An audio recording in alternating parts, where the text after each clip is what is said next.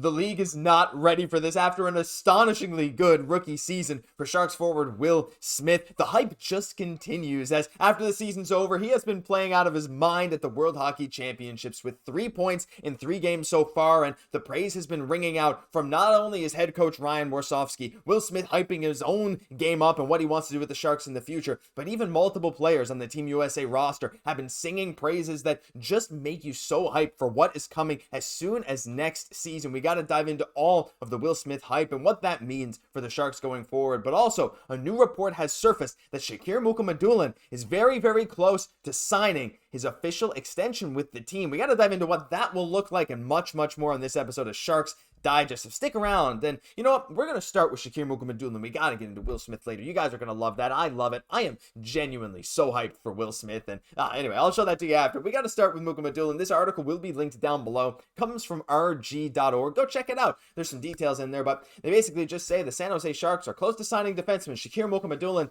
to a new contract. As a well-informed sources told RG, the two sides have nearly finalized the agreement with an official announcement expected soon. So as of the recording of this video, which is now about midnight Eastern time, there has been no official signing yet, but the report indicates that it is going to come very, very soon. And Shakir mukhamudullin, honestly, I like this. I like this a lot. I like that he's sticking around. What do we think this is going to be? Because to me, immediately, like my thought when I think of Shakir mukhamudullin, he had shoulder surgery. He's had some upper body issues. He missed part of this season and the end of the season, but he'll be ready for camp. So we have that at least. I remember Max Miller tweeting that out a while ago. But look, when he was with the Sharks, he had some solid play. I mean, that first career NHL goal coming off that bounce in front of the net, it was a bit funky. He got it. But 2 goals, 9 points in 30 games with the Sharks, 9 assists, 0 goals for 9 points in 21 games with the Barracuda. Solid. But mukhamudullin's not one of those guys that's going to wow you with his offense and his goal scoring, right? Like the big body, right? 6'4", 200 pounds, probably even a little heavier than that if we're being honest. But he's been very, very, like a calming presence almost. Like I feel like when I watch mukhamudullin, I just feel confident, especially in like board battles in his own end, or not even just board battles. Like if he sees a forward coming at him and he challenges that forward, I feel like he's almost never making mistakes when he's choosing his battles here and there in the defensive end. I don't know if he's ever going to be a future top pairing defenseman. I don't want to put that kind of high ceiling for him, but a bottom 4 defenseman who is huge, who can be very solid and responsible in his own end is something every team is always after, not to mention the size is there. And look, he had some offensive upside. Don't forget in 23-24, when he wasn't nagged by as many injury issues, he had 34 points in 55 games, 7 goals for the Barracuda. Like he can tap into some decent offense.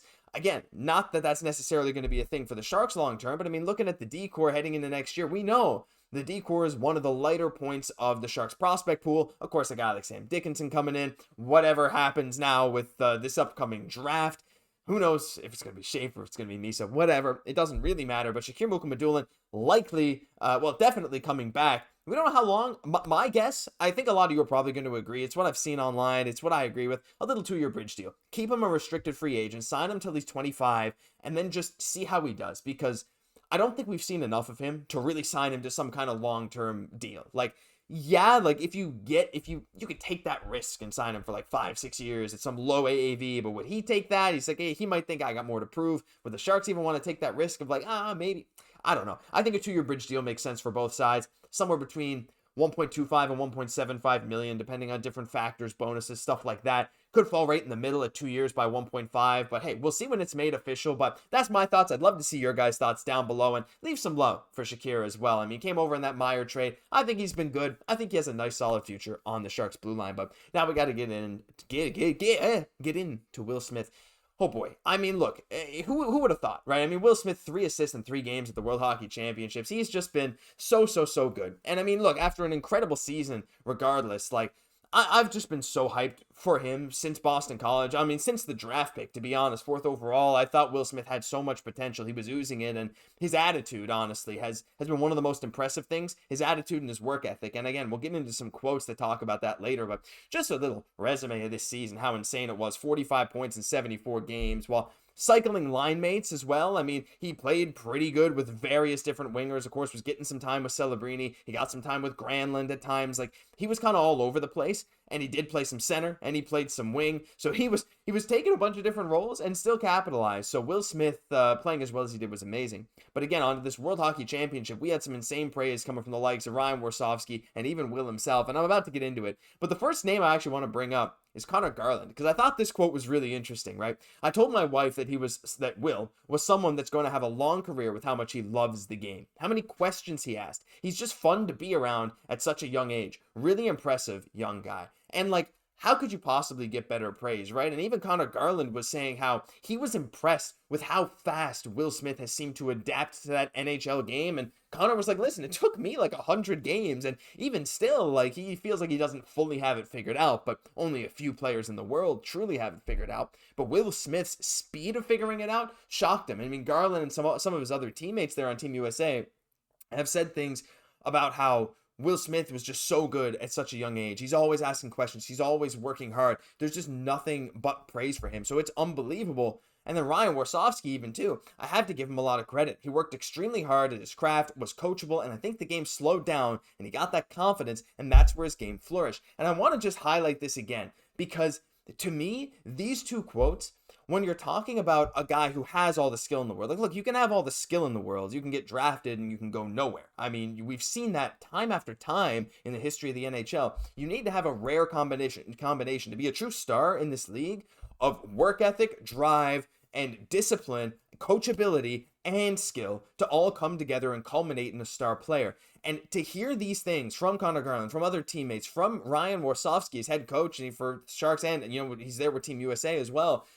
You have these perfect aspects. It's like Will Smith is an incredibly skilled player. 45 points in 74 games as a rookie. He learned the game so fast. Even though he was on a team where he didn't have much support, the game still slowed down at the end of his first year, which is something that doesn't happen for everyone.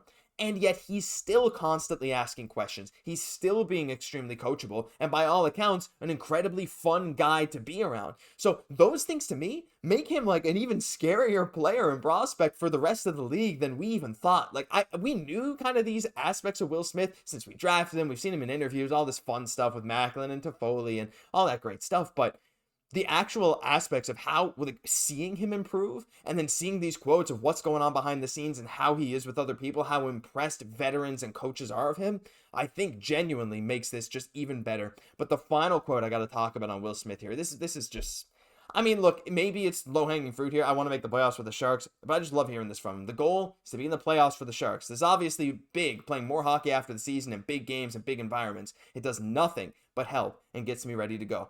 That's the exact right mindset. It's the exact right thing. He's incredibly self-aware. He's like, look, I'm playing on the big stage internationally, high pressure with high skilled players.